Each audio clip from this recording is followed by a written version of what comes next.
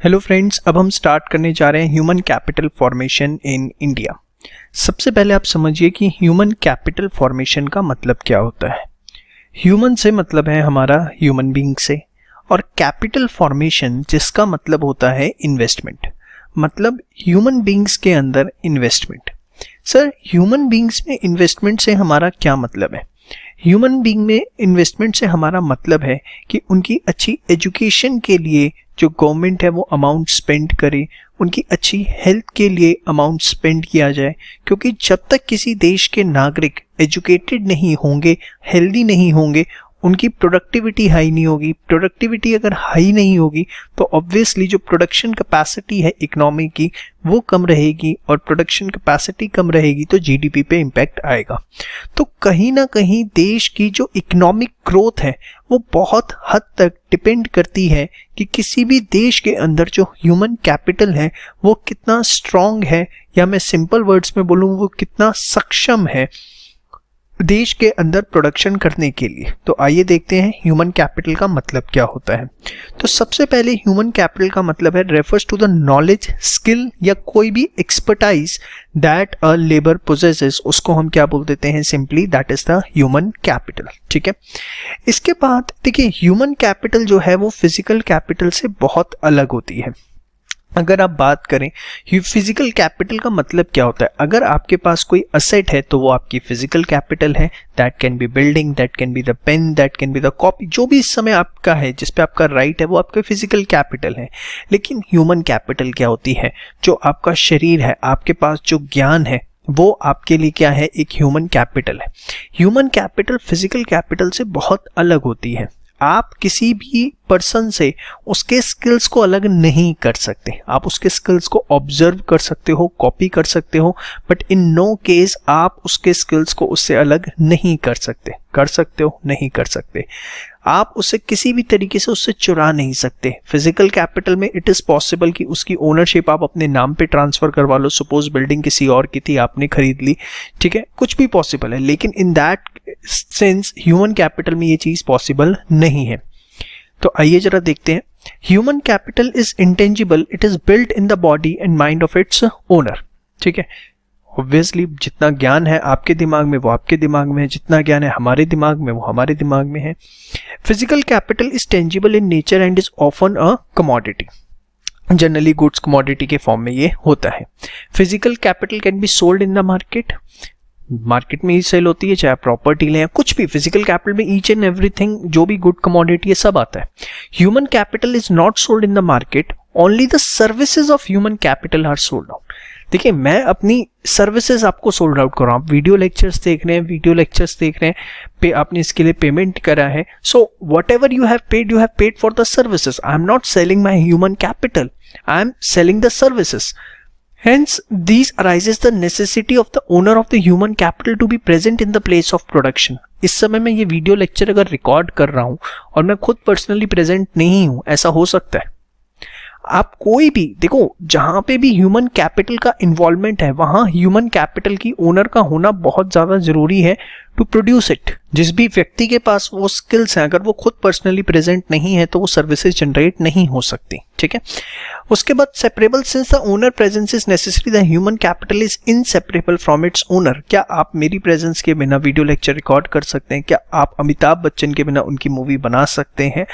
तो same way अब यहां पर लिखा हुआ देखिए, owner presence is necessary, the human capital is inseparable from its owner. जबकि फिजिकल कैपिटल जो है वो सेपरेबल है अपने ओनर से।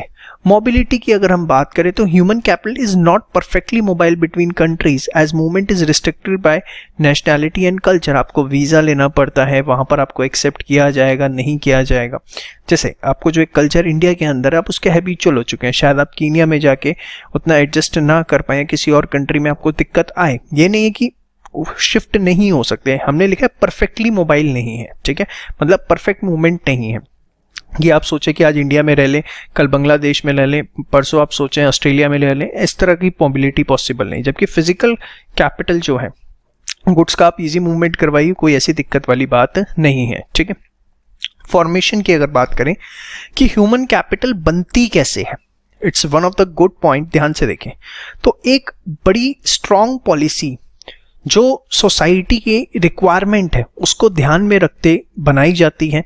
जैसे अगर हम बात करें आज अब 1947 से 2019 में हम खड़े हैं, तो 1947 की जो एजुकेशन थी और 2019 की जो एजुकेशन है उसमें कितना चेंज आ चुका है। आज आप बात करते हैं टेक्निकल एजुकेशन की, ठीक है। 1947 के अंदर जो पढ़ने के तरीके थे वो बहुत क्लैरिकल नेचर के थे, लेकिन over the period of time there is a drastic change in the education system. जो आज आप पढ़ रहे हैं, जितने स्किल्स आज आप पोजेस कर रहे हैं, शायद 1947, 60s, 70s, 80s में उतनी पढ़ाई नहीं थी। तो फॉर्मेशन जो है क्या ह्यूमन कैपिटल कैसे बनेगा, वो बेसिकली सारी की सारी पॉलिसी डिपेंड करती है कि सोसाइटी की रिक्वायरमेंट क्या है आने वाले टाइम में 2030, 2050 और 2070 और might be in the new century you can say, तो उसमें रिक्वायरमेंट्स दूसरी हो सकती हैं। So human capital formation is to be done through conscious policy formulation in consonance with the nature of society. Consonance का मतलब क्या होता है, अकॉर्डिंग टू, कॉन्शियस मतलब बेसिकली आप कह सकते हैं alert. Policy formulation in consonance with the nature of society and economy and expenditure by the state and individuals. तो उसके लिए स्टेट का मतलब क्या होता है, गवर्नमेंट, मैंने आपको बताया। तो उसके लिए उस हिसाब से खर्चे प्लान किए जाते हैं।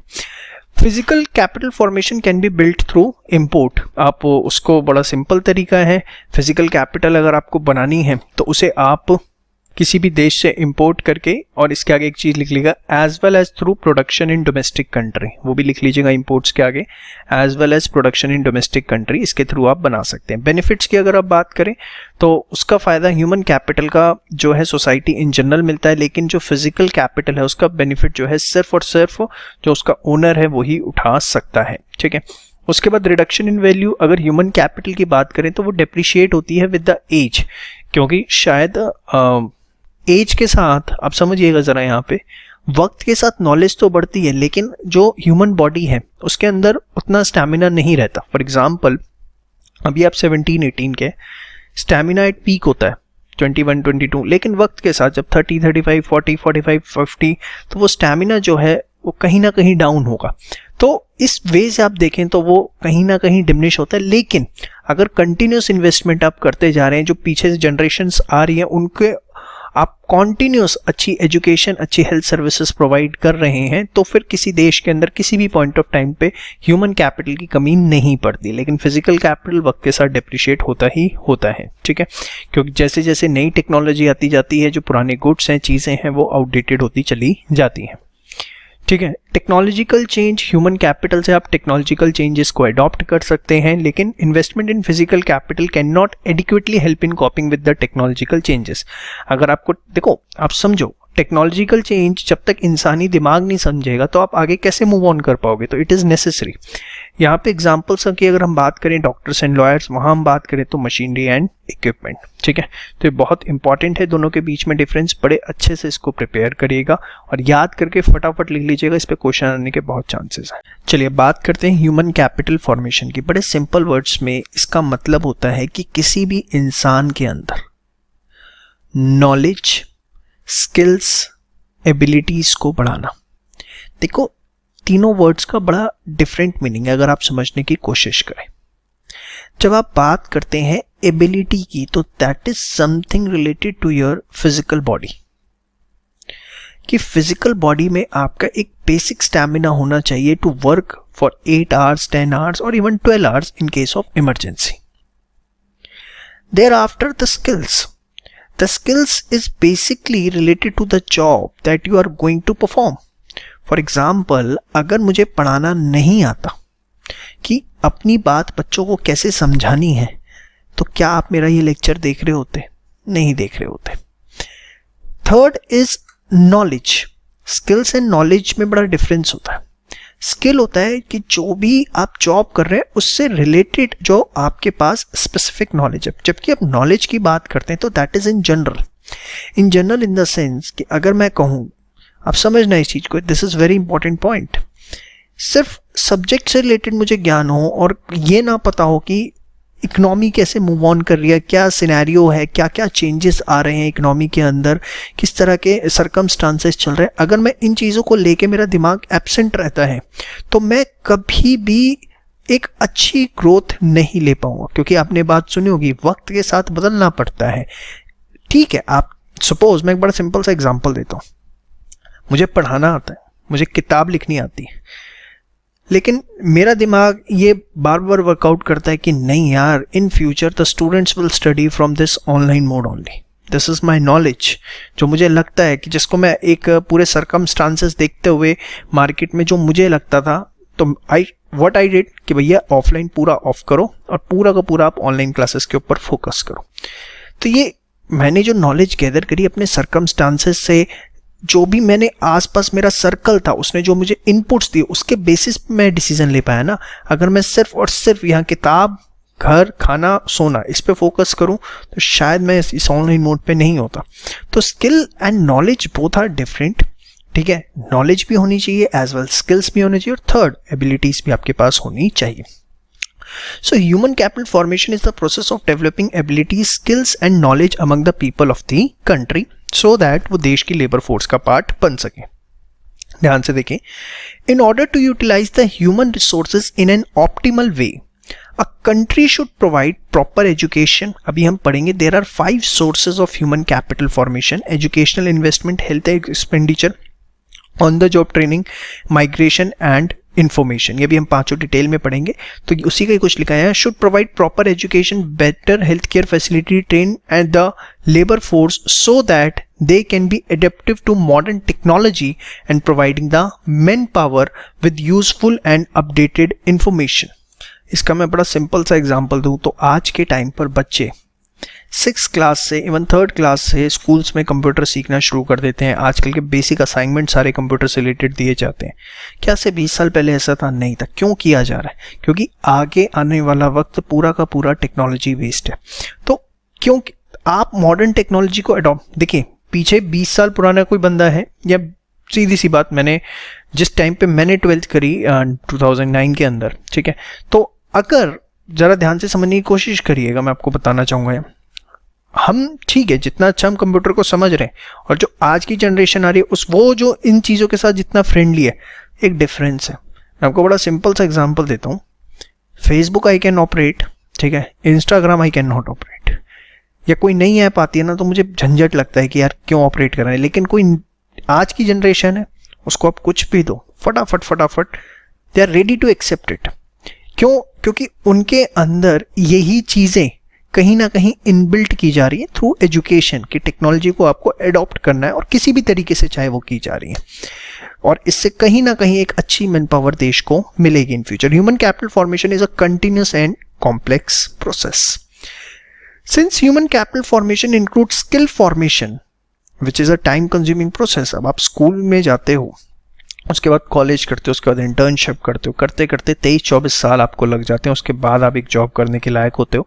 And thus it is a long term policy. Human capital formation is partly a social process, कि किस तरीके की चीज़ आपको सिखाई जा रही है, and partly a conscious decision of the process of the possessor of human capital, what exactly it is.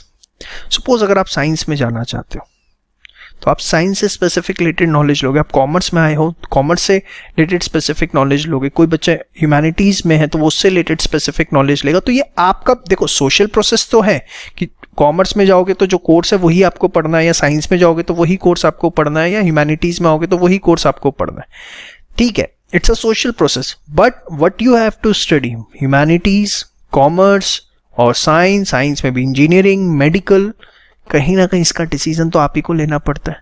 अब ये मत बोलना सर मेरे नंबर कम आए थे इस वजह से मुझे ज़बरदस्ती ये कोर्स दिलवा दिया गया, ठीक है। Human capital formation is important for developing nation as it lead to development of various sector in the economy, क्योंकि जब एक ट्रेंड वर्कफोर्स जाती है हमेशा उसका आउटपुट जो है वो हमेशा ज़्यादा होता है comparatively to untrained workforce, and resulting in development of overall economy.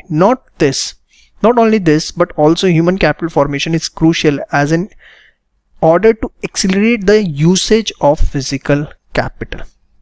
देखिए सिंपल सी चीज़ है, अभी एरोप्लेन आ जाए और मुझे उड़ाना नहीं आता तो फ़ायदा है, गाड़ी आ जाए मुझे चलानी नहीं आती उसका कोई फ़ायदा है। तो फिजिकल कैपिटल का भी बेस्ट पॉसिबल यूटिलाइजेशन तभी है जब मैन पावर हो उसको यूटिलाइज करने के लिए, उसके पास वो क्षमता हो कि वो उससे उतना यूटिलाइजेशन ले सके। Adequate investment in human capital is necessary. तो एक बेसिक चीज़ यहाँ बताइए, ह्यूमन कैपिटल फॉर्मेशन एग्जैक्टली होता क्या है। नेक्स्ट वीडियो में बात करेंगे what are the sources of human capital formation. देखिए क्वेश्चन कहीं से भी आ सकता है, इसलिए एक एक लाइन को पढ़ना तैयार करना बहुत ज़रूरी है, रीडिंग ज़्यादा से ज़्यादा करें।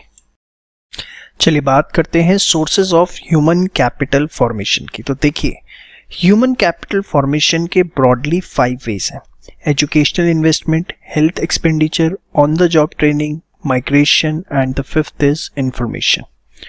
पांचों बहुत इंपॉर्टेंट है और इस टॉपिक पे 101% आपको शॉर्ट नोट एग्जाम में देखने को मिलेगा। तो बड़े ध्यान से टॉपिक प्रिपेयर करना है और इमीडिएटली जब मैं आपको समझा दूंगा उसके बाद आपको याद करके लिखना जरूर है। देखो जीत उसी की है जो लिख के देखेगा, मैं आपको बता दूं। और एक और बात बता दूं, देखो हम हर चैप्टर के अंदर अब आपको एमसीक्यू टेस्ट प्रोवाइड कर रहे हैं। एमसीक्यू टेस्ट जिसके अंदर आपको 25-25 क्वेश्चंस के 4 टेस्ट प्रोवाइड किए जा रहे हैं और इतनी इन डेप्थ एमसीक्यू है, इतने इन डेप्थ एमसीक्यू है कि मैं आपको क्या बताऊं।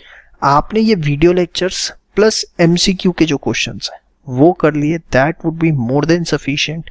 आपके एमसीक्यू जो है वो भी तैयार हो जाएंगे, एज वेल एज जो आपका सब्जेक्टिव पार्ट है वो भी बहुत अच्छे। सब्जेक्टिव के लिए सिर्फ बुक तक रिस्ट्रिक्टेड रहना और कुछ नहीं करना, और एमसीक्यू के लिए बुक के साथ साथ वो एमसीक्यू के जो 4 टेस्ट पेपर आपको हर चैप्टर में हमने प्रोवाइड किए हैं, बहुत इन डेप्थ एमसीक्यूज वो डेवलप किए गए। Total 100 MCQ on an average her chapter के अंदर है, वो आपको जरूर करने हैं और अपने रिजल्ट देखना है कि आपका क्या रिजल्ट आ रहा है उसमें, समझ में आई बात। और उसमें जो भी क्वेश्चन आपके गलत हो ना उसको एक जगह लिखते चलना कि हाँ ये क्वेश्चन था, उसका आंसर ये था जो मेरा गलत हुआ। तो ऑन एन एवरेज जब आप 10 चैप्टर के ऐसे एमसीक्यू कर लोगे तो आपके पास एक अच्छी खासी रेंज भी होगी कि हाँ ये वाले क्वेश्चंस जो हैं लगभग जो भी निकल के आते हैं 40-50 ये मुझे एग्जाम टाइम पे रिवाइज करने हैं। बाकी तो मुझे कोई दिक्कत नहीं थी, मैंने बुक को एक बार पढ़ा भी तो भी मेरा काम हो गया, समझ में आई बात। तो चलिए sources of human capital formation में सबसे पहला है एजुकेशनल इन्वेस्टमेंट। देखिए किसी भी देश में ह्यूमन कैपिटल फॉर्मेशन का सबसे पहला फेयरमोस्ट तरीका है एजुकेशन की, एजुकेशन में इन्वेस्टमेंट की जाए।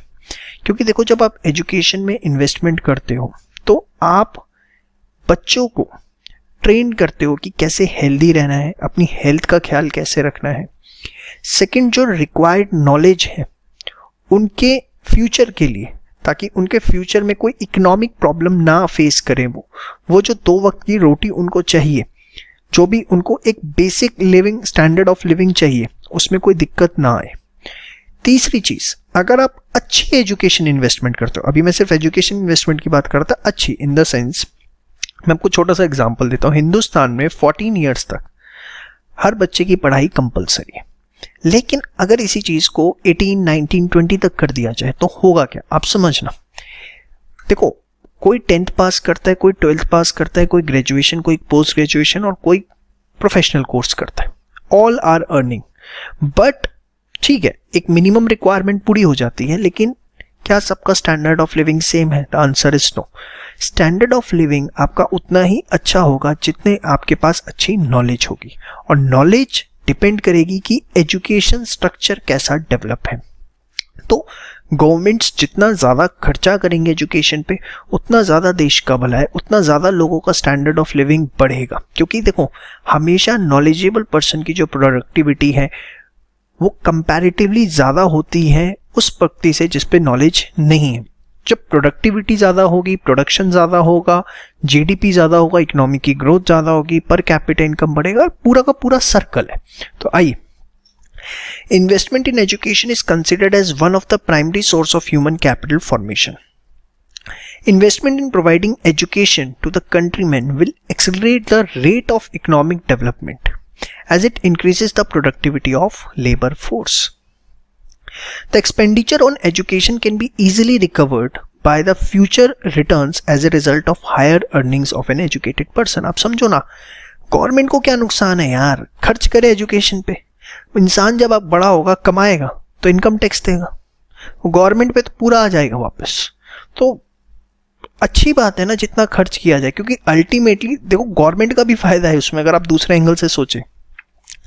It also aids in raising the standards of living of the people as education provides a secure and stable employment to the people. अगर आप पढ़े लिखे आप कभी घबराएंगे नहीं, कैसी भी परिस्थिति हो आपको ये एक सेल्फ सिक्योरिटी रहेगी कि यस, कुछ भी सिचुएशन आ जाए मैं अपने लिए अपना अरेंजमेंट कर सकता हूं, अपने लिए, अपने परिवार के लिए, अगर आप पढ़े लिखे हैं। ठीक है।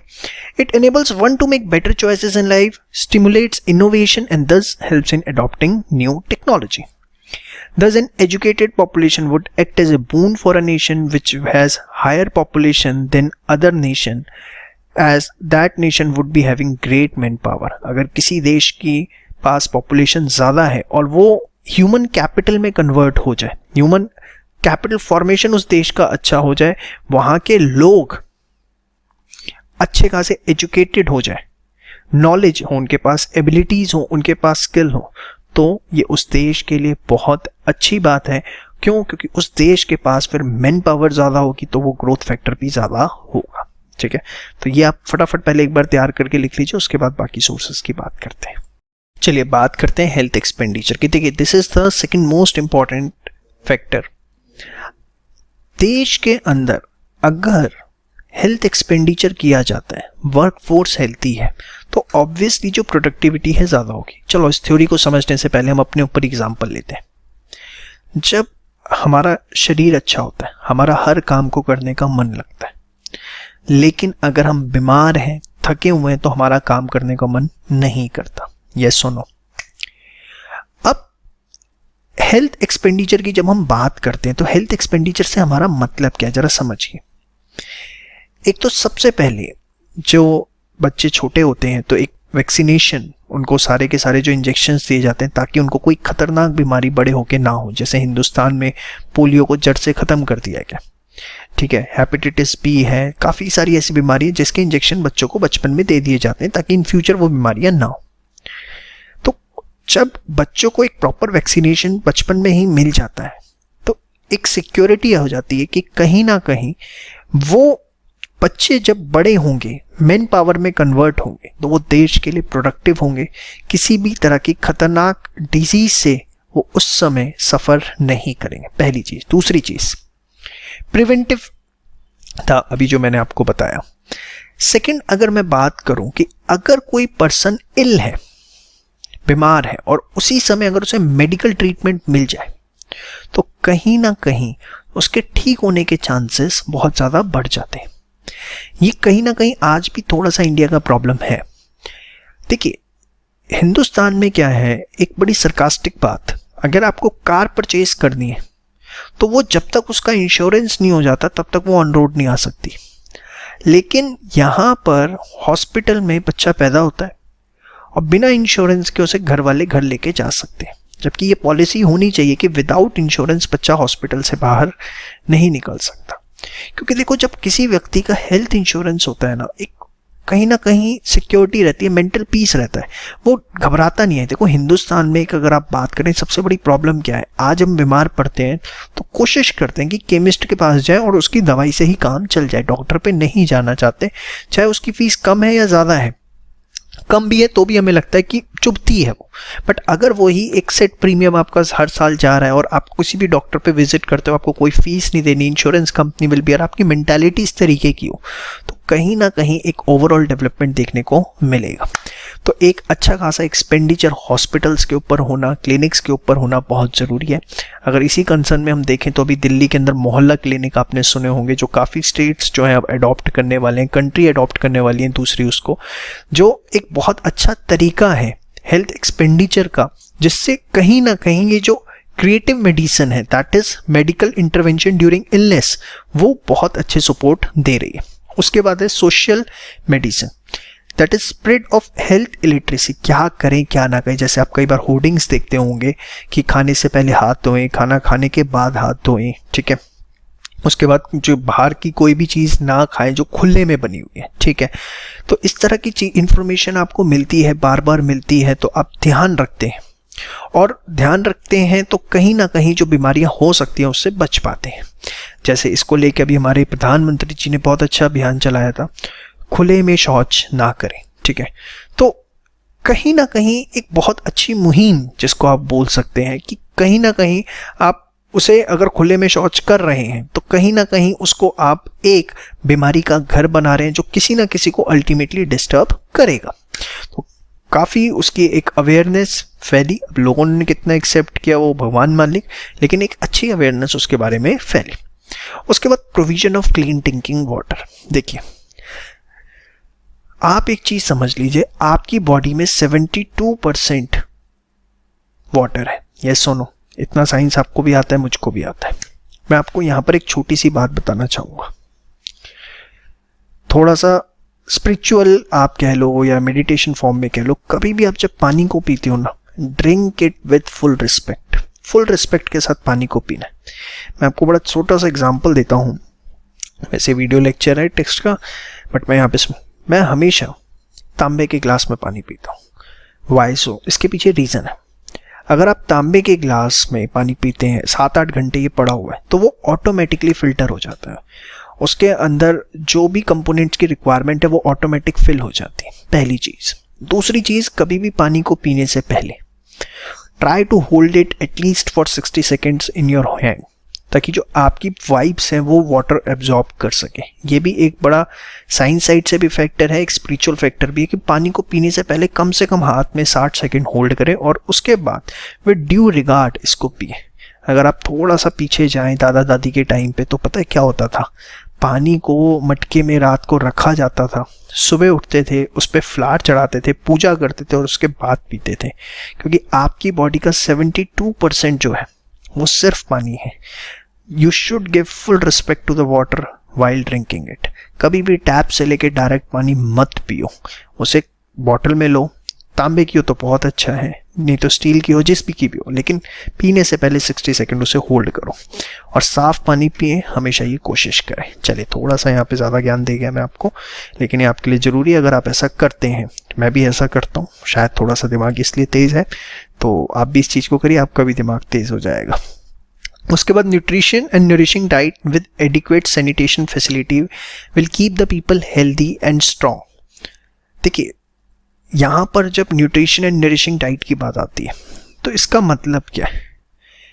देखिए, जितनी ऑर्गेनिक फार्मिंग होगी ना उतना बेटर रहेगा। आज के टाइम पे केमिकल्स, फर्टिलाइजर्स बेस्ड फार्मिंग हो गई है, जिसकी वजह से जो रिक्वायर्ड न्यूट्रिशन है फूड के अंदर वो एब्सेंट होते जा रहे हैं।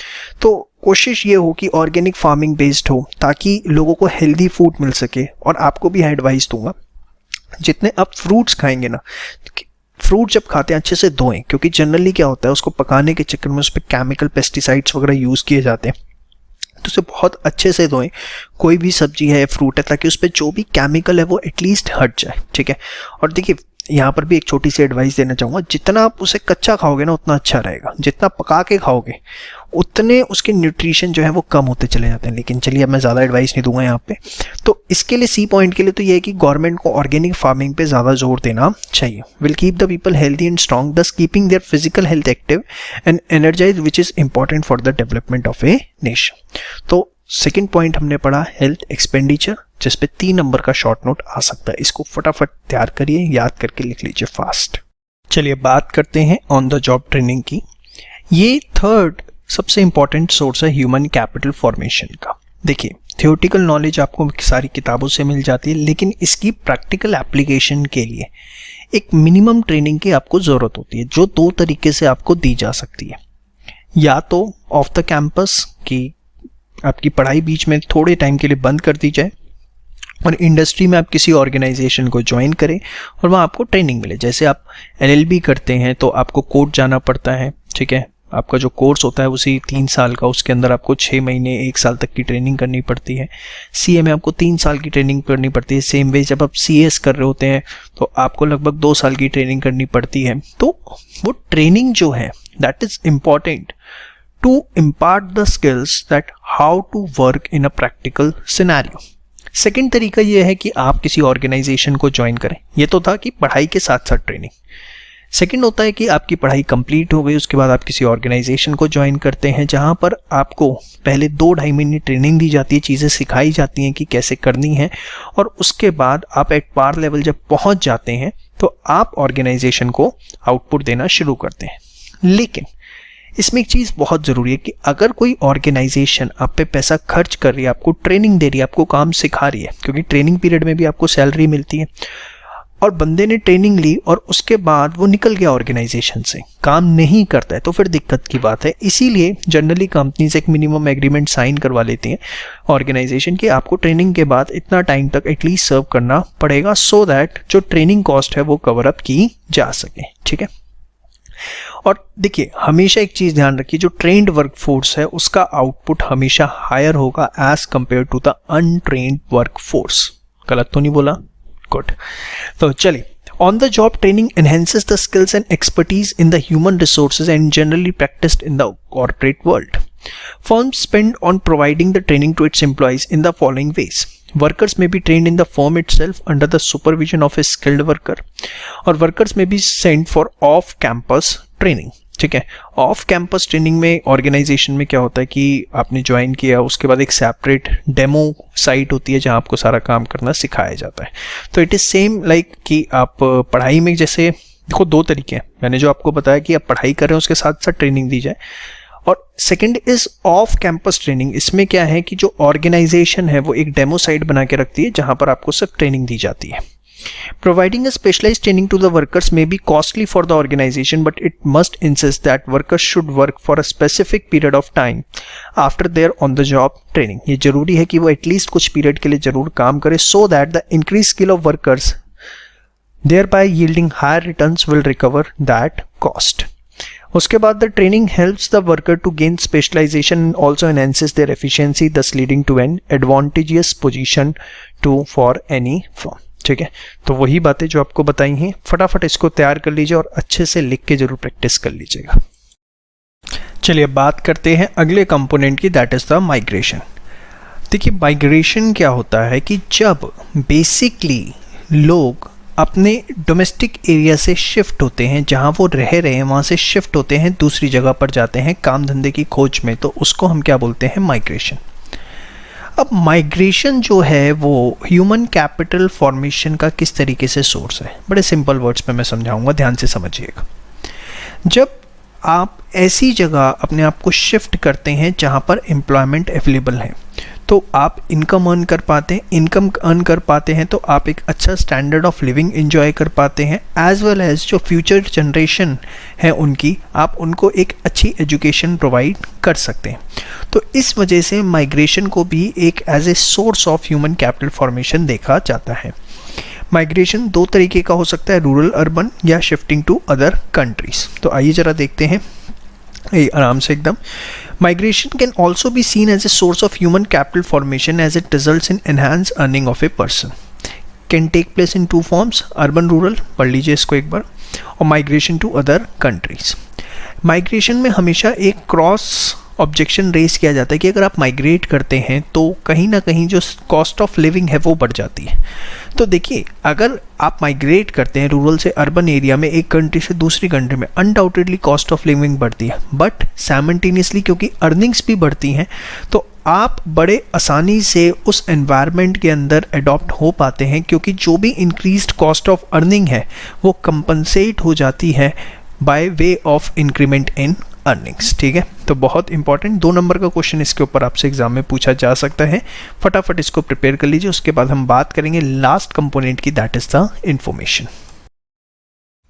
चलिए लास्ट कंपोनेंट की बात करते हैं, इंफॉर्मेशन। इंफॉर्मेशन कैसे ह्यूमन कैपिटल फॉर्मेशन का तरीका। देखिए आप जो पढ़ाई कर रहे हैं उसका आगे क्या स्कोप है, उससे क्या बेनिफिट्स हैं, मार्केट में इन फ्यूचर किन चीज़ की डिमांड हो सकती है, कौन सी फील्ड में सबसे ज़्यादा नौकरियां निकल के आएंगी, कौन सी फील्ड का सबसे ज़्यादा स्कोप है, कौन से बिजनेसेस सबसे ज़्यादा आगे फ्यूचर में अपना स्कोप रखते हैं। जब तक आपको इन चीज़ों की नॉलेज नहीं होगी आप एक अपनी परफेक्ट लाइफ प्लानिंग नहीं कर सकते। इसलिए हमेशा कहा जाता है कि गवर्नमेंट इस पार्ट पे बहुत अच्छा एक्सपेंडिचर करे ताकि एक अवेयरनेस क्रिएट रहे। फ्यूचर जो आज बच्चे पढ़ रहे हैं वो कहीं ना कहीं वेल अवेयर हों कि उन्हें अपने कौन से इंटरेस्ट को आगे परस्यू करना चाहिए बहुत अच्छे तरीके से, जिसमें वो एक अच्छा स्टैंडर्ड ऑफ लिविंग भी इंजॉय कर सकते हैं एज वेल एज अपने पैशन को भी इंजॉय कर सकते हैं। तो देखिए expenditure incurred for acquiring information is also a source of human capital formation. Such information is necessary relating to the labor market and other market like education and health as it aids in sound decision making. For example, एक बार इसे पढ़िएगा.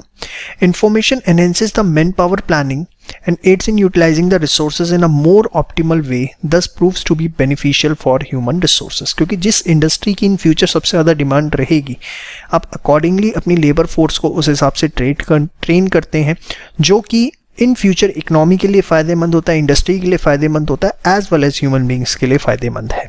तो ये है basically आपका fifth point, that is the information. तो इसी के साथ पांचों सोर्सेज आपके कंप्लीट होते हैं। बहुत इंपॉर्टेंट है, अच्छे से इसको प्रिपेयर करिएगा। चलिए, एक बहुत ही अच्छा इंपॉर्टेंट और एनसीईआरटी का क्वेश्चन हम आपके साथ डिस्कस करने जा रहे हैं, जो कि 3 से 4 नंबर का एग्जाम में पूछा जा सकता है। ये एनसीईआरटी से ही डेवलप किया है क्वेश्चन, बड़े ध्यान से देखिएगा। क्वेश्चन क्या है? Empirical evidence to prove that increase in human capital causes economic growth is rather nebulous। मतलब कि ह्यूमन कैपिटल फॉर्मेशन पे खर्चा करने से इकोनॉमिक ग्रोथ होगी ही होगी, इसके एविडेंसेस इतने क्लियर नहीं है, ये जरूरी नहीं है। पास्ट में हमारे पास ऐसे कोई खास रिकॉर्ड नहीं है कि ह्यूमन कैपिटल फॉर्मेशन पे खर्चा किया तो इकोनॉमिक ग्रोथ होगी ही होगी। कमेंट करिए। बहुत अच्छा क्वेश्चन है, बहुत अच्छा क्वेश्चन, अच्छे से प्रिपेयर करना। अगर 100 का टारगेट है, 99, 98 का टारगेट है, इग्नोर दिस क्वेश्चन। 100 वाले इस क्वेश्चन को बहुत अच्छे से प्रिपेयर करें। देखो, 3 पैराग्राफ्स में हमने इस आंसर को डिवाइड करा है। फर्स्ट में हमने अपनी बात रखी है, सेकंड में हमने कुछ एग्जांपल्स दिए हैं, और थर्ड हमने कुछ डेटाबेस रखा है। बड़े ध्यान से एक चीज को समझिएगा। Economic growth refers to the increase in productivity of an economy over the period, yes और no, and human capital refers to the knowledge, skills और expertise that a labour possesses. ये बात हमें पता है। As per many scholars and economists, there is a strong and direct relationship between human capital and economic growth। ऐसा economist का मानना है। Yet any observational evidence to prove that increase in human capital causes economic growth, but ये कि कोई हमारे पास एकदम strict कोई फॉर्मूला है, ऑब्जर्वेशनल एविडेंस है कि ह्यूमन कैपिटल पे खर्चा ज्यादा करने से इकोनॉमिक ग्रोथ होगी, इज नॉट क्लियर। ये बात कोई हमारे पास क्लियर नहीं है, जो वहां पर लिखा हुआ है निब्यूलस बेसिकली।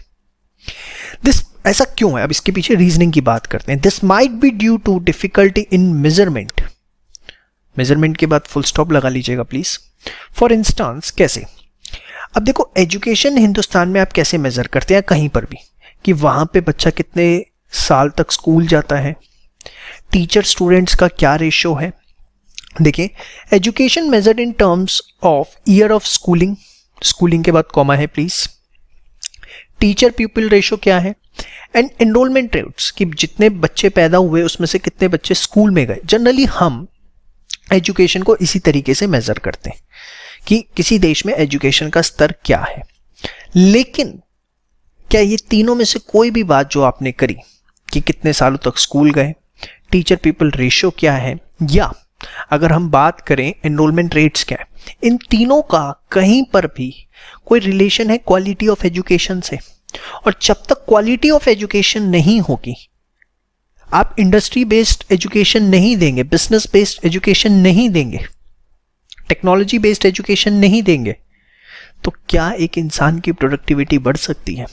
तो क्यों ये क्वेश्चन है, आप इसको समझो। आप एजुकेशन कैसे नाप रहे हो, एनरोलमेंट्स कैसे हुए, कितने सालों तक स्कूलिंग हुई, क्या स्टूडेंट टीचर रेशियो है, ठीक है, आपका एक तरीका है। लेकिन it nowhere indicates the quality of education, which is the primary requirement to get the job in the industry or to start the business or to be a successful businessman, yes or no? Same way, अगर आप आगे बात करें, health services measured in monetary terms, life expectancy and mortality rates may not reflect the true health status of the people, कि उनका stamina क्या है। देखिए, आप हेल्थ सर्विसेज को नापते हैं मॉनेटरी टर्म्स में कि देश के जीडीपी का कितना % हेल्थ सर्विसेज पे खर्च हो रहा है, वहाँ के लोगों की लाइफ एक्सपेक्टेंसी क्या है, मोर्टेलिटी रेट क्या है, ठीक है। लेकिन वहाँ के लोग कितने विलिंग हैं, कितनी विलिंगनेस है उनका स्टैमिना क्या है काम करने का, कितनी पावर के साथ, कितने फोकस के साथ, कॉन्सेंट्रेशन के साथ वो जॉब कर रहे हैं। मेन चीज़ अल्टीमेटली ये फोकस करती। आप 10 घंटे बैठे रहिए, पढ़ाई ना करें, आपका ध्यान इधर उधर है, तो physically you are perfect. When you are talking about health, it includes both physical as well as your mental body. Try to understand this thing. तो आप जिन चीज़ों में देखिए, जब तक आपको पता है किसी काम में कंसंट्रेशन ना, हमारी प्रोडक्टिविटी नहीं आती है। इस लेक्चर को बहुत ध्यान से देख रहे हैं, एक बार में समझ में आ जाएगा। नहीं ध्यान से देख रहे, 2 बार देखना पड़ेगा, और बिल्कुल एकदम मंदे दिमाग से देख रहे हो, 3-4 बार देखना पड़ जाएगा। कंसंट्रेशन की बात होती है, यस और नो। तो सेम वे आप जिन चीज़ों से नाप रहे हैं, ठीक है, वो गलत क्राइटेरिया नहीं है, लेकिन ट्रू स्टेटस ऑफ हेल्थ उससे नहीं पता लगता। तो इसीलिए कहा जा गया कि ठीक है, जो हमारे पे डेटा निकल के आते हैं वो अच्छी बात है, लेकिन एक तरफ अगर हम बात करें एजुकेशन की, तो ना क्वालिटी ऑफ एजुकेशन मेजर होती है और ना ये पता लगता है कि ट्रू स्टेटस ऑफ हेल्थ क्या है। और दूसरे इंडिकेटर्स की अगर हम बात करें जो 3rd पैराग्राफ में हमने डिस्कस किए हैं, using the indicators mentioned above, an analysis of improvement in education and health sectors and growth in real per capita income in both developing and developed country shows that, क्या है ये, कि अगर हम डेटा देखें developing as well as developed countries का, in terms of कि उन्होंने एजुकेशन एंड हेल्थ सेक्टर पे क्या इंप्रूवमेंट हुआ और पर कैपिटा इनकम में क्या इंप्रूवमेंट हुआ, तो हम ये देखते हैं the human capital growth in developing countries has been faster. जो डेवलपिंग कंट्रीज है वहाँ ह्यूमन कैपिटल की ग्रोथ जो है वो फास्टर है, बट वहाँ पर कैपिटा इनकम उस हिसाब से नहीं बढ़ता। But the growth of per capita real income has not been that fast. Thus, it can be observed that despite of increase in human capital, there is not a proportionate increase in economic growth. देखिए developing countries में क्या होता है, वहाँ लोगों, जैसे हिंदुस्तान की हम बात करें, जो पुरानी जनरेशन होती है वो चाहती है कि नई जनरेशन अच्छा पढ़ ले, और डेवलपिंग कंट्रीज में हमेशा कहीं ना कहीं रिसोर्सेज की स्कैर्सिटी होती है, और resources in terms of capital. अब क्योंकि वहाँ कैपिटल की कमी होती है, इस वजह से वहाँ नए बिजनेसेस सेटअप नहीं हो पाते। लेकिन लोगों की मेंटालिटी ये होती है, जैसे आपके पेरेंट्स चाहते हैं आप पढ़ लें, आप चाहेंगे कि आपकी नेक्स्ट जनरेशन आपसे ज़्यादा पढ़ ले।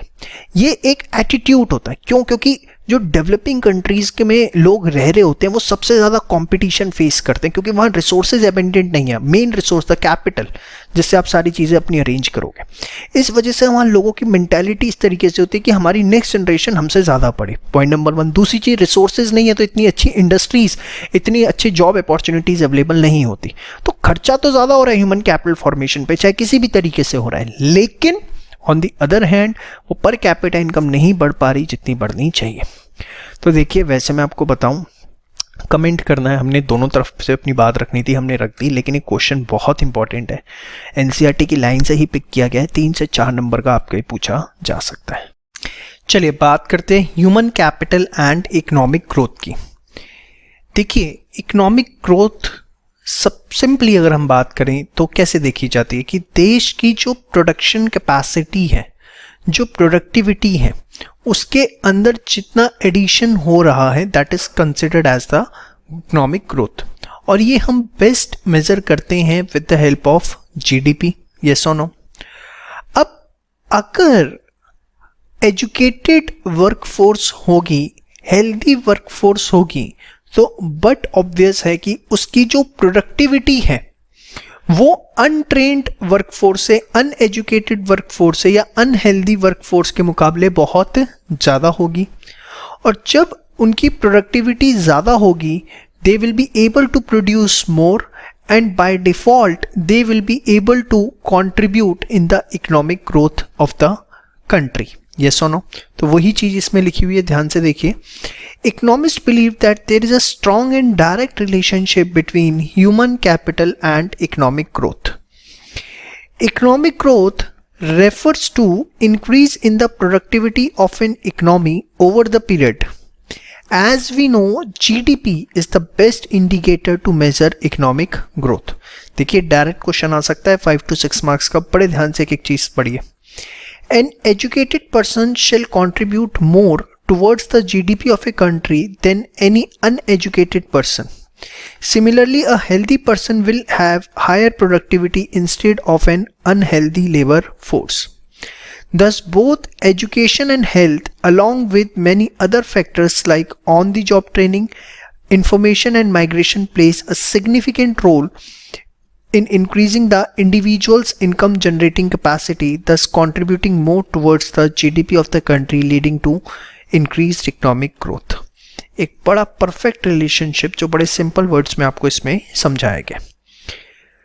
Concerning about the development of economy, government realized the fact that investing in education and healthcare facilities that shall be provided to a countryman will lead to increase in their efficiency and contributes to increased economic welfare. अगर government ने भी इस चीज़ को समझा कि अगर government education system में, health system में इन्वेस्ट करती है तो कहीं ना कहीं उससे लोगों की एफिशिएंसी बढ़ती है, एफिशिएंसी बढ़ती है तो उनकी प्रोडक्टिविटी बढ़ती है, और प्रोडक्टिविटी बढ़ती है तो बाय डिफ़ॉल्ट इकोनॉमिक ग्रोथ भी इंक्रीज होती है. Education helps people in creating new innovative ideas and make them adaptive to the technological upgradations in outside world. देखिए सिंपल सी चीज़ है, पहले हम क्लासरूम में पढ़ाते थे, अब हम ऑनलाइन पढ़ा रहे हैं, ये भी एक अपग्रेडेशन है. अगर हमारे पास वो नॉलेज एजुकेशन ना हो तो क्या हम इस टेक्नोलॉजी को अडॉप्ट कर पाते? नहीं कर पाते. और ऐसे बहुत चेंजेस हैं जो वक्त के साथ होते रहते हैं और उनको आप तभी अडॉप्ट कर सकते हैं जब आपकी लेबर फोर्स जो है, वर्क फोर्स जो है वो एजुकेटेड होगी. Does it help the people to be reactive instead of being mere spectator and be adaptive to all the new changes? Health ensures and enhances the physical state of people and thus help in better development of human resources. Other factors also play a crucial role in the development of human resources, thus leading the nation towards a better and bright future. तो ये इसके अंदर जो आपको 6 points दिए गए हैं, 6 के 6 करने हैं क्योंकि 5 से 6 नंबर तक का इस पे क्वेश्चन आपसे बड़े आसानी से पूछा जा सकता है. फटाफट इसको रीड कर लीजिए. और मैं आपको बार बार बोल रहा हूँ, इंडियन इकोनॉमी करने का सिर्फ एक ही तरीका है, जो भी टॉपिक आप प्रिपेयर करते हैं उसको साथ साथ याद करके लिखिए जरूर, otherwise it will create the problem for you. चलिए आइए बात करते हैं नेक्स्ट टॉपिक की, investment in capital goods versus investment in human capital for economic growth. देखिए इन्वेस्टमेंट इन कैपिटल गुड्स का क्या मतलब है? जो आप इन्वेस्टमेंट करते हैं मशीनरीज के अंदर, प्लांट्स के अंदर. इन्वेस्टमेंट इन ह्यूमन कैपिटल का मतलब क्या है? जो हम खर्चा करते हैं उनकी एजुकेशन के ऊपर, उनकी हेल्थ के ऊपर, जो हमने 5 फैक्टर्स ऊपर पढ़े थे. देखिए बड़ा सिंपल सी चीज़ है, अगर मैं आपको एक एरोप्लेन ला के दे दूँ और आपको ट्रेनिंग ना दूं कि एरोप्लेन फ्लाई कैसे करना है, तो क्या आप एरोप्लेन उड़ा पाएंगे? नहीं उड़ा पाएंगे. वो एज इट इज़ जो है पड़ा रहेगा, या मैं कहूँ खड़ा रहेगा, हाँ या ना. तो मैं आपको कहना क्या चाहता हूँ कि सपोज कोई इकोनॉमी कैपिटल गुड्स में इन्वेस्टमेंट कर रही है, मॉडर्न प्लांट एंड मशीनरी लगा रही है, लेकिन उस देश की जो ह्यूमन कैपिटल है, वहाँ की जो लेबर क्लास है, उसको यही नहीं पता कि उन मॉडर्न प्लांट एंड मशीनरीज को चलाना कैसे है, उनको ऑपरेट कैसे करना है हाईटेक मशीन्स को. तो उन कैपिटल गुड्स में इन्वेस्टमेंट करने से भी कोई एज सच फ़ायदा नहीं होगा. ये चीज़ हमने इंडियन इकोनॉमी में ग्रीन रेवोल्यूशन के दौरान नोट भी करी. ग्रीन रेवोल्यूशन से जितनी ग्रोथ एक्सपेक्टेड थी उतनी ग्रोथ ना आने के कारण one of the main reason जो था वो था lack of knowledge and training among the labour.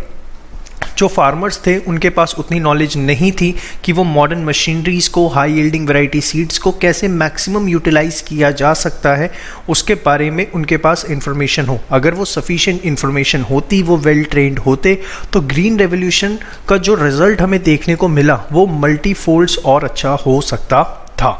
ठीक है, तो यही बात यहाँ पर लिखी हुई है. आइए एक बार रीड कर लेते हैं. Many economists believe that a skilled labor force is the most important factor contributing to economic growth. A country might invest in high-tech machines, technologies and devices, but all these capital goods can be efficiently used only by the skilled and trained workforce. सिर्फ skilled और trained workforce ही उसे अच्छे से use कर सकती है. The workers who have skill to operate them. This can be evident by a past incident. The Green Revolution had not showed any impressive success as expected because most of the Indian farmers were illiterate and didn't know how to use the new technologies and methods in agriculture.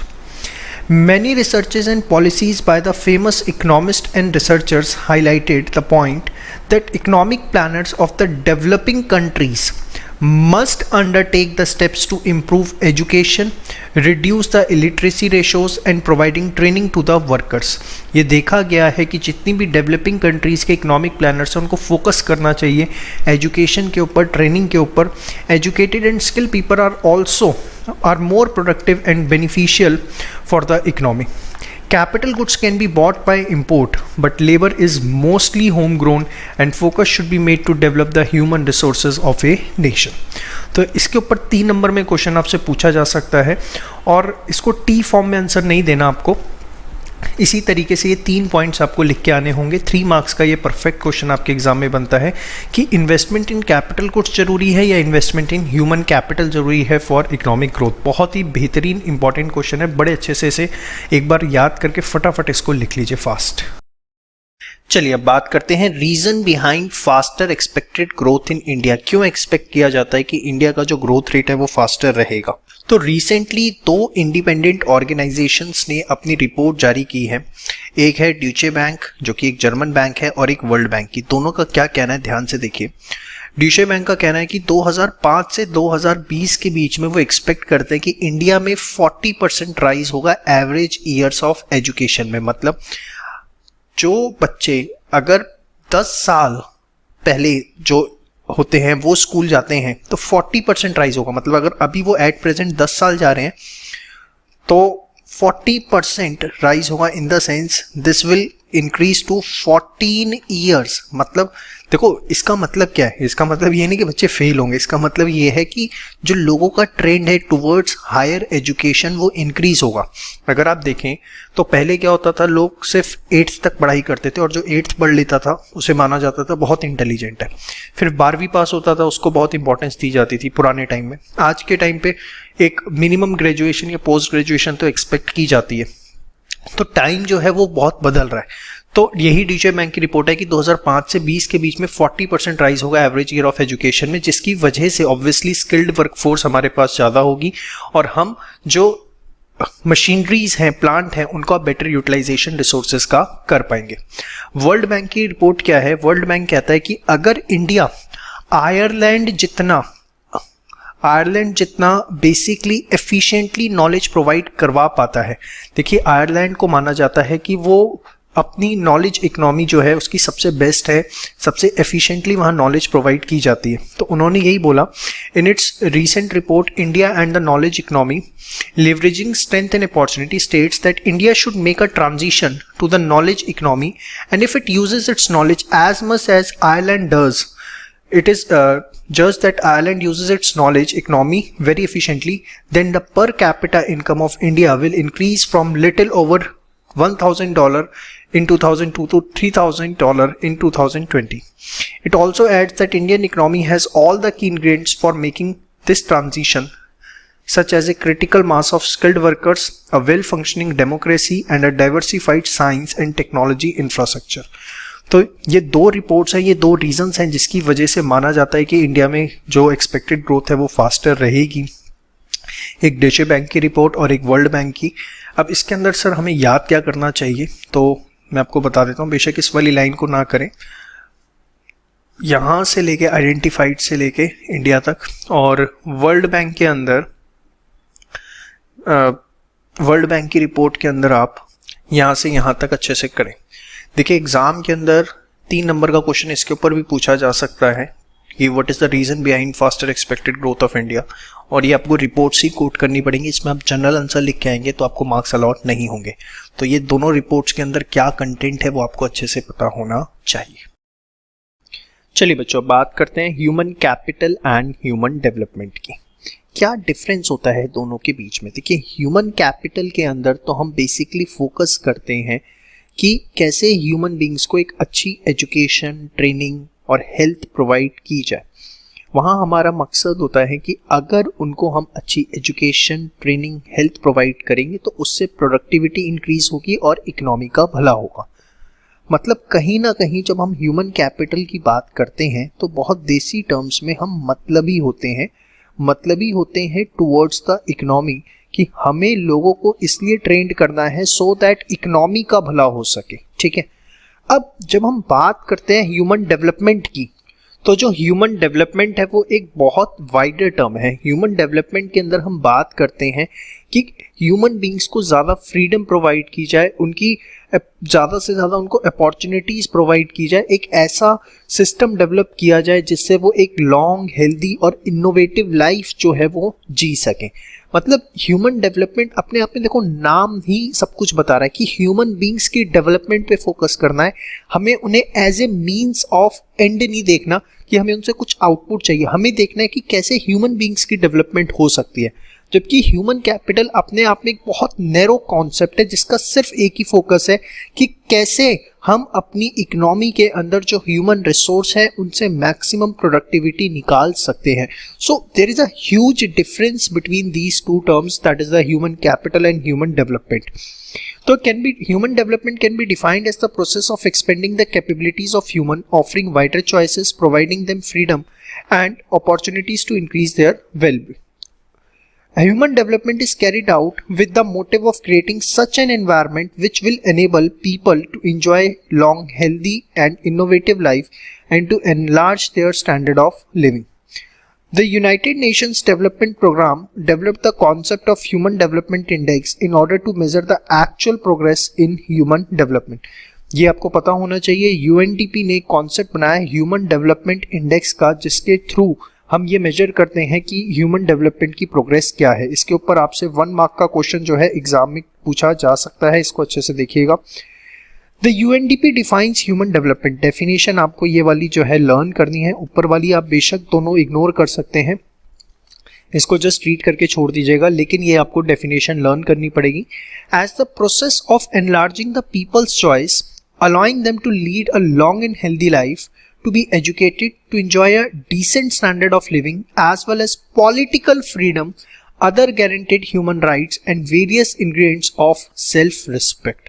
तो अगर आप देखें तो सारे aspects इसमें cover up किए गए हैं जो एक ओवरऑल ह्यूमन के बेसिक फंडामेंटल फिलॉसफी होती है, जो उसको चाहिए होती है बेसिकली।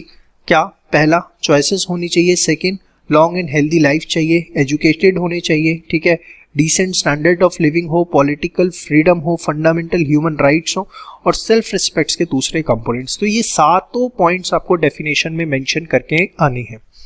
आपसे एग्जाम में डिफरेंस भी पूछा जा सकता है ह्यूमन कैपिटल और ह्यूमन डेवलपमेंट के बीच में। तो सबसे बड़ी चीज़, it's a narrow concept, it's a broader concept. इसके अंदर कंसिडर करते हैं एजुकेशन एंड हेल्थ को as a means to increase labour productivity, जबकि ये बहुत ब्रॉडर कॉन्सेप्ट है, is based on the idea that education and health are integral to human wellbeing, because only when the people have the ability to read and write and the ability to lead a long healthy life, they will be able to make valuable choices.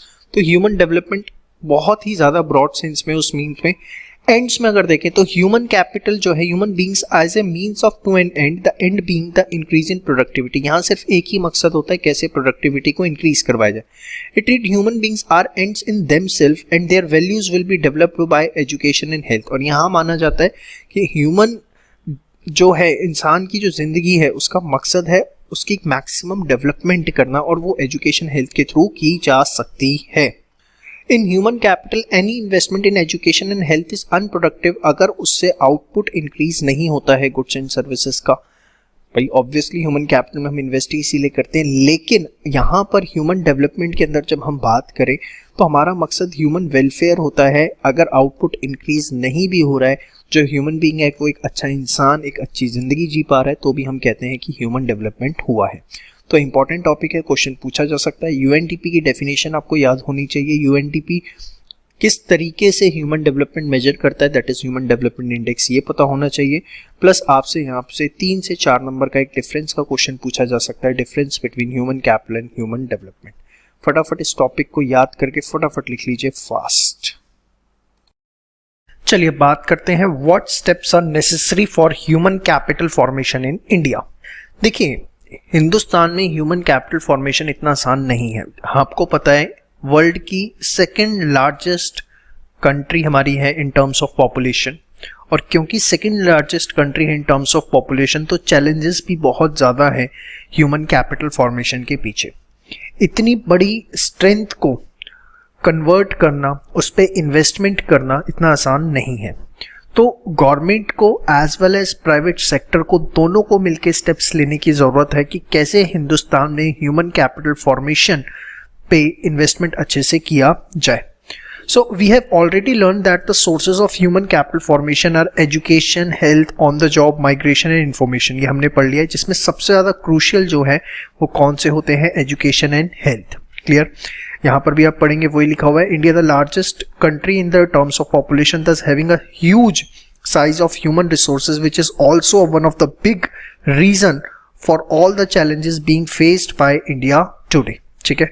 अब thus expenditure on education and healthcare facilities must be done optimally by our Indian government. Government intervention in education and healthcare sectors of India. देखिए जैसा भी मैंने आपको बताया कि क्योंकि second largest population है वर्ल्ड की, तो सिर्फ गवर्नमेंट के करने से नहीं होगा. अगर आप एजुकेशन एंड हेल्थ के ऊपर इन्वेस्टमेंट करते हैं तो it provides benefit to the private as well as to the social sector also. तो इन्वेस्टमेंट दोनों को ही करना पड़ेगा, प्राइवेट सेक्टर को भी करना पड़ेगा, सोशल गवर्नमेंट को भी करना पड़ेगा.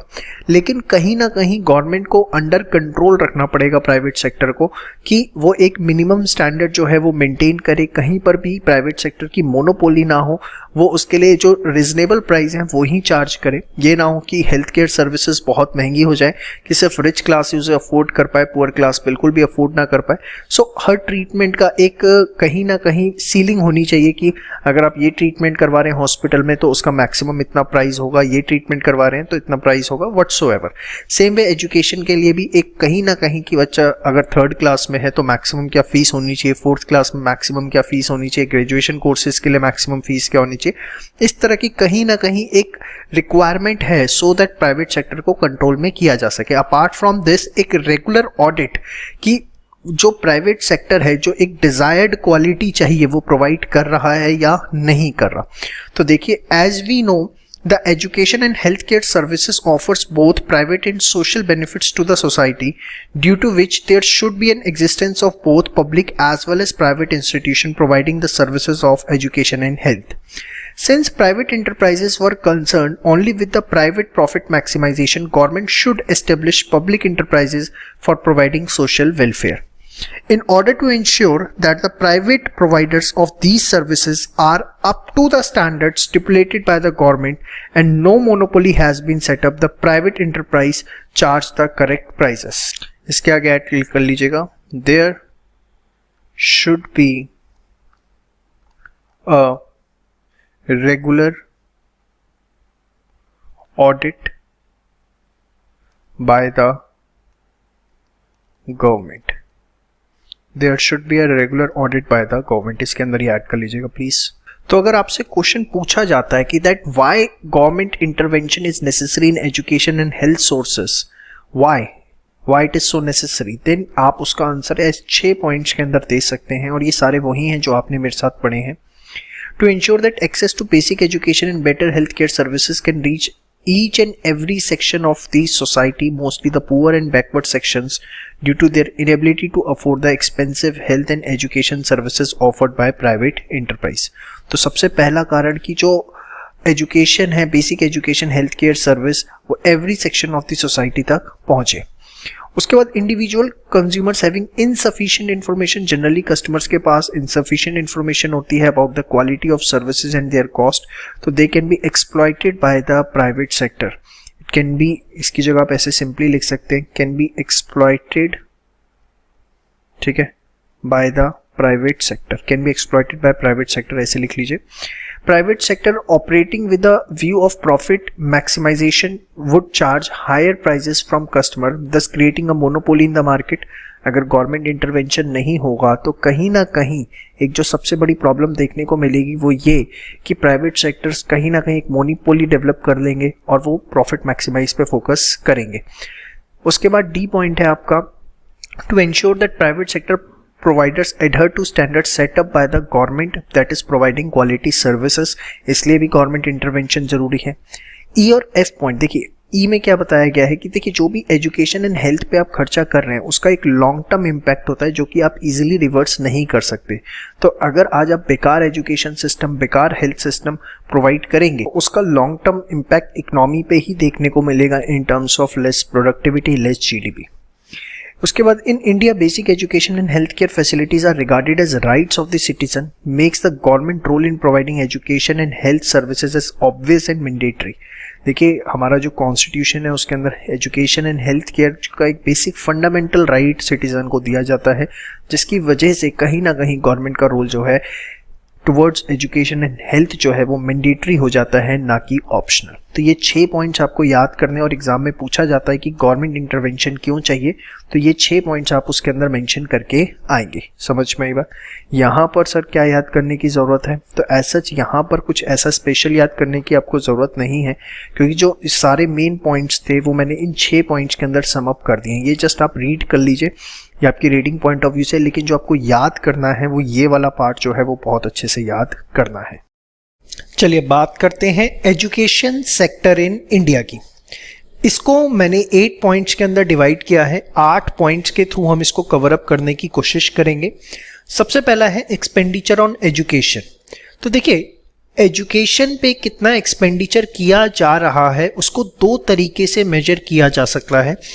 As a percentage of total government expenditure, मतलब जो भी गवर्नमेंट टोटल खर्चा कर रही है उसका कितना परसेंट गवर्नमेंट एजुकेशन पे खर्च कर रही है। सरल अक्षरों में अगर गवर्नमेंट का टोटल एक्सपेंडिचर जो है वो अगर 100 है और उसमें एजुकेशन के ऊपर गवर्नमेंट जो है 15 रुपीज़ खर्च कर रही है, इसका मतलब गवर्नमेंट के टोटल एक्सपेंडिचर का 15% जो है वो एजुकेशन पे खर्च होता है।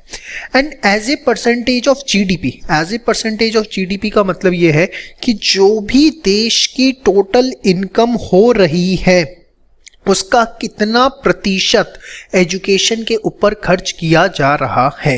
तो देखिए जरा, the percentage of education expenditure on total expenditure indicates the importance of education in the scheme of things before the government.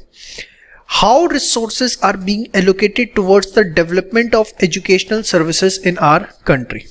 The percentage of education expenditure of our GDP express how much of our income is being committed to the development of education in the country.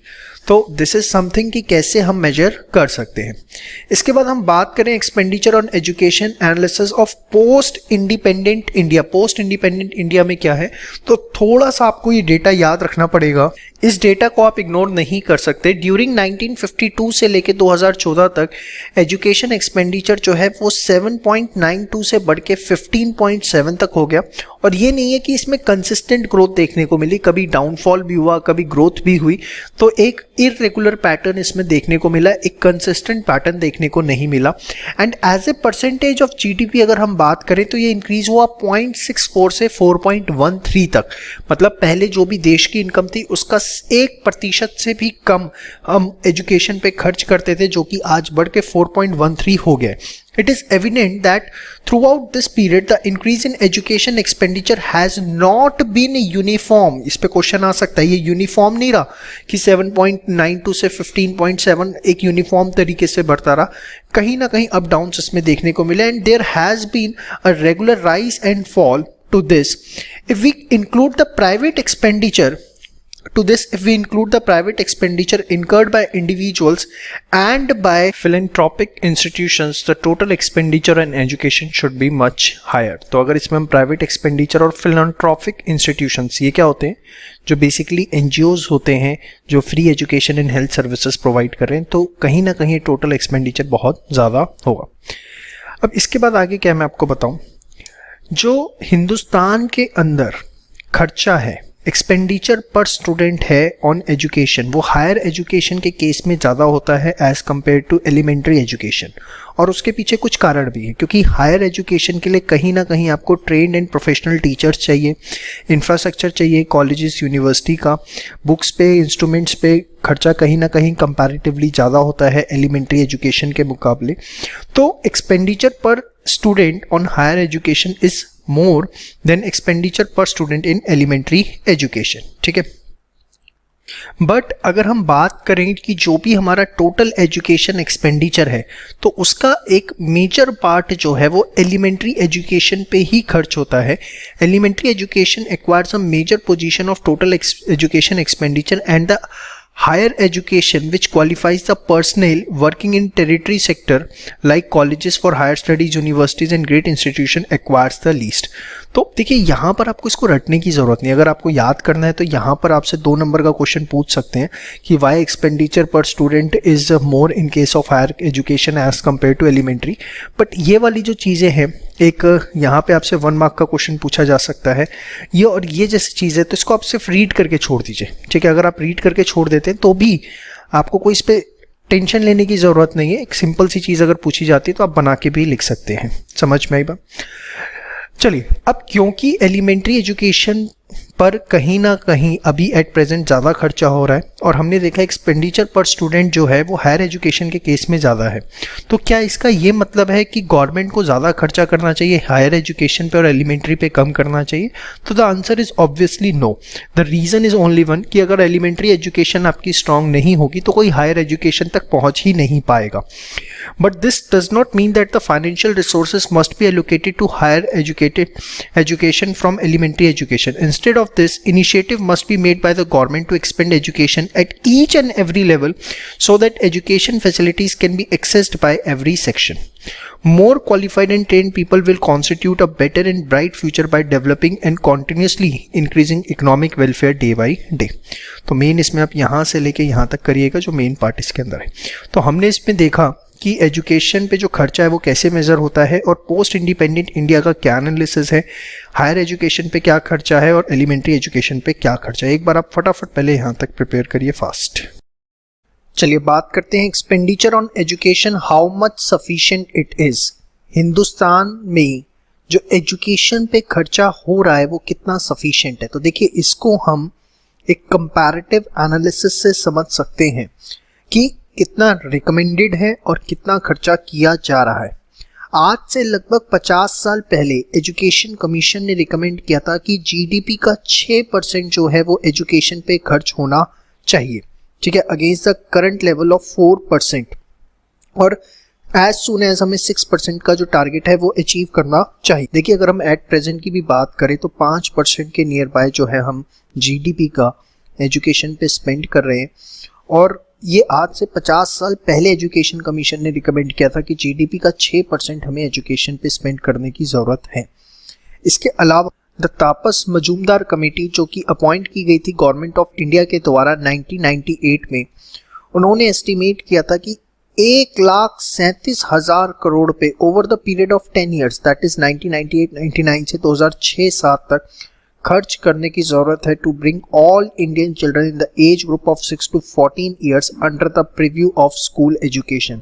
Hindustan में जितने भी बच्चे 6 से 14 साल की उम्र में हैं, अगर उनको आप एलिमेंट्री एजुकेशन प्रोवाइड करना चाहते हो तो 10 सालों में इतना पैसा खर्च करने की जरूरत है। तो ये डेटा अपने आप में सफिशिएंट है जो बताता है कि कहीं ना कहीं हमने एजुकेशन पे खर्च तो किया लेकिन जितनी रिक्वायरमेंट थी हम उतना खर्च नहीं कर पाए। उसके पीछे मल्टीपल रीजंस रहे, क्योंकि हमें रोटी कपड़ा मकान भी देखना था, दूसरी चीज़ों में भी हमें सेल्फ सफिशिएंट होना था, सिक्योरिटी रीजंस भी थे, हमें डिफेंस पे भी खर्च करना होता था। तो कहीं ना कहीं अगर हम जो बार बार एक चीज़ पढ़ते हैं इकोनॉमिक प्रॉब्लम कि रिसोर्सेज जो है वो लिमिटेड हैं और उन लिमिटेड रिसोर्सेज से हमें मल्टीपल ऑब्जेक्टिव्स को अचीव करना है, तो कहीं ना कहीं ये प्रॉब्लम कि हम एजुकेशन पर जितना रिक्वायर्ड था उतना नहीं खर्च कर पाए, बट ऑब्वियस है।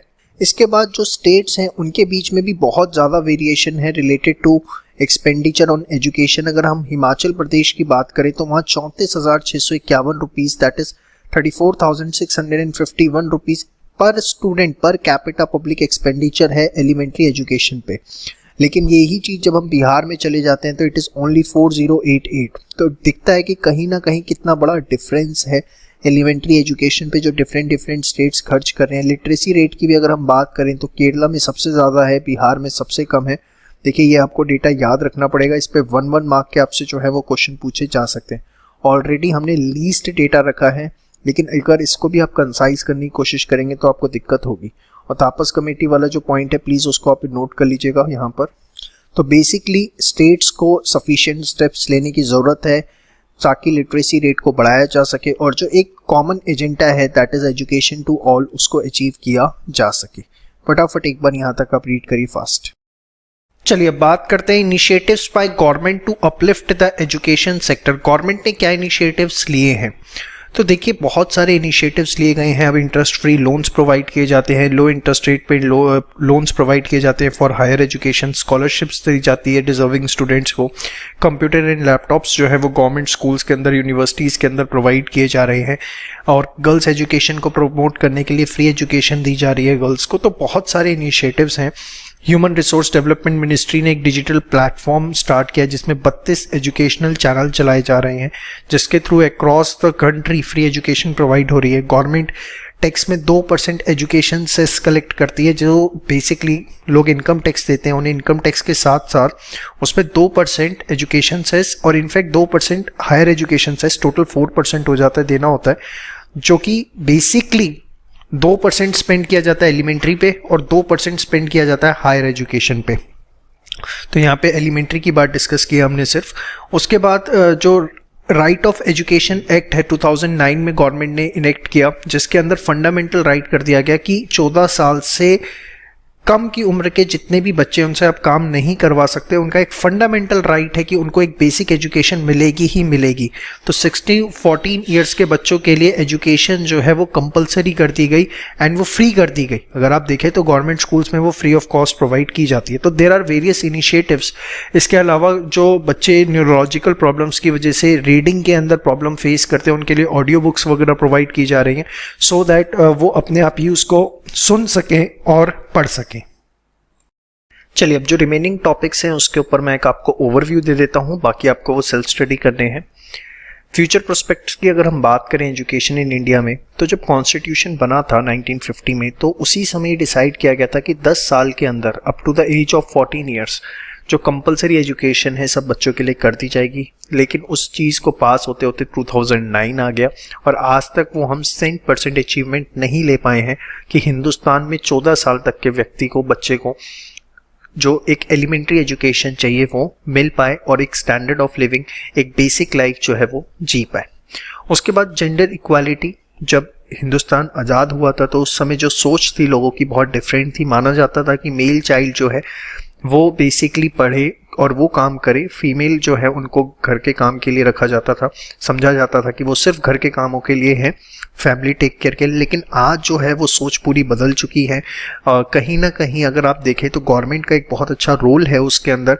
गर्ल्स के लिए गवर्नमेंट ने चाहे सेंट्रल लेवल पे, चाहे स्टेट लेवल पे, चाहे म्युनिसिपल लेवल पे स्कूल्स खोले गए हैं, सो दैट जो एक डिस्क्रिमिनेशन लेवल था कि जो मेल चाइल्ड था उनका एजुकेशन में इन्वॉल्वमेंट जो था और गर्ल चाइल्ड का बहुत जो कम था, उस जो गैप को बहुत हद तक गवर्नमेंट ने कोशिश करी है कि मिनिमाइज किया जा सके। ठीक है, तो इसके लिए एक बहुत ही अच्छी कोट भी यहाँ पर है। It is believe that educating women is equal to educating a nation and the nation becomes more stronger and more prosperous. तो कहीं ना कहीं इसके ऊपर गवर्नमेंट ने बहुत अच्छा काम किया है। इसको आप रीड करेंगे, सब कुछ वही है जो मैं आपको बता रहा हूँ, कुछ भी नया नहीं है।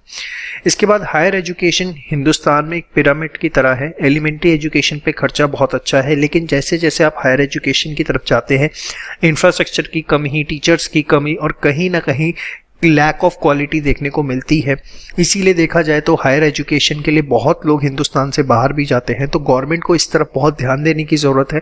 हिंदुस्तान की हायर एजुकेशन इस तरीके से होनी चाहिए ताकि वो जॉब ओरिएंटेड हो, लोग कहीं ना कहीं स्टार्टअप पे फोकस कर पाएँ, वो नए बिजनेस आइडियाज़ डेवलप कर पाएँ। वो इस तरीके की होनी चाहिए कि व्यक्ति को सेल्फ डिपेंडेंट बनाए, रादर देन कि हायर एजुकेशन लेने के बाद भी वो ये सोचे कि मुझे अब और क्या करना चाहिए सो दैट मैं थोड़ा और कमा सकूं। तो इस तरीके की हायर एजुकेशन अगर होगी कि जिसका कोई एंड ही नहीं होगा इन द सेंस कि after taking each and every degree still the people are feeling insecure, तो वो कहीं ना कहीं एक पूरे के पूरे नेशन डेवलपमेंट के अंदर बाधा का काम करती है। और ऐसी एजुकेशन को हमें इम्प्रूव करने की ज़रूरत है, और हायर एजुकेशन पे तो खासकर।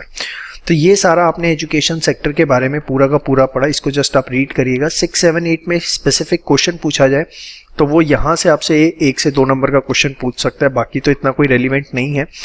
ठीक है, बाकी हेल्थ सेक्टर के बारे में जो डिटेल डिस्कशन है वो हमारा चैप्टर नंबर 8 के अंदर होगा, क्योंकि चैप्टर नंबर 8 पूरा का पूरा इसी चीज़ पर है। तो इसी के साथ आपका चैप्टर 5 पूरा तैयार होता है। देखिए, इंडियन इकोनॉमी को करने का तरीका सिर्फ एक ही है, जो मैं आपको बार बार रिपीट करता हूँ कि हर टॉपिक, हर वीडियो में जो टॉपिक है, एक वीडियो आपने देखी, उस टॉपिक को अच्छे से पढ़िए, दिमाग में बिठाइए, उसको लिखिए पहले। जो बच्चा प्रैक्टिस इन राइटिंग करेगा वो इंडियन इकोनॉमी में अच्छे नंबर लाएगा। जो सोचेगा सिर्फ मैं वीडियो देखता जाऊं, बुक पढ़ लूं और काम हो जाए, उसको हमेशा दिक्कत आएगी। और जब आपका चैप्टर कंप्लीट हो जाता है तो उसके एंड में आपको एनसीईआरटी क्वेश्चंस दिए गए हैं, उसको एक बार जरूर रीड करें, सो दैट आपको पता लगे कैसे आंसर्स लिखने हैं, किस क्वेश्चन के। और सेकेंड चीज, उसके बाद जो आपको टेस्ट पेपर्स प्रोवाइड किए गए हैं, चाहे वो MCQ फॉर्म में है चाहे डिस्क्रिप्टिव फॉर्म में है, उसको जरूर अटेम्प्ट करें। सारी चीजें एक बार कर लेने में, जल्दी करने में फायदा नहीं होगा, आराम आराम से करिए, बट ये इंश्योर करिए कि जो भी आपने कर लिया है वो 100% कर लिया, उसके अंदर कोई कमी पेशी नहीं है।